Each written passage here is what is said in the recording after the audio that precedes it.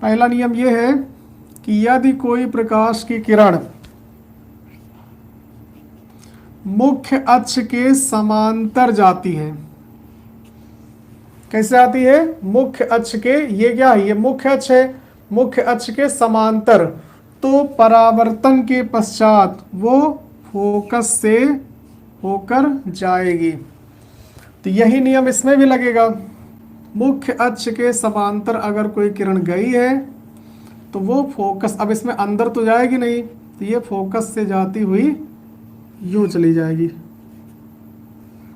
पहला नियम समझ में आया? गोलीय दर्पण में चाहे अवतल हो चाहे उत्तल हो, मुख्य अक्ष के समांतर जाने वाली प्रकाश की किरण दर्पण से परावर्तन के पश्चात मुख्य फोकस से होकर जाती है या जाती हुई प्रतीत होती है। कोई दिक्कत किसी को? अब देखो दूसरा नियम इसका उल्टा, मुख्य अक्ष के समांतर जाएगी तो फोकस से लौटेगी, तो फोकस से अगर जाएगी तो मुख्य अक्ष के समांतर लौटेगी। अगर यह आपको समझ में आ गया तो ये आसानी समझ में आएगा।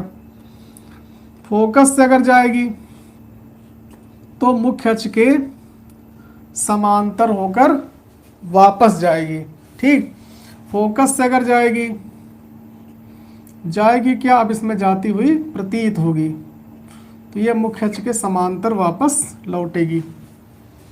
तो पहला नियम और ये दूसरा नियम, मुख्य अक्ष के समांतर अगर जाएगी तो वापस फोकस से लौटेगी, और अगर फोकस से जाएगी तो वापस मुख्य अक्ष के समांतर लौटेगी।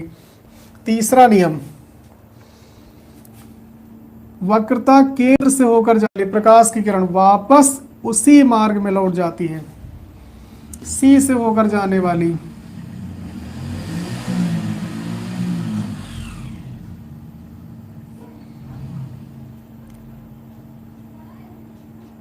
सी से होकर जाने वाली उसी मार्ग में वापस लौट जाती है।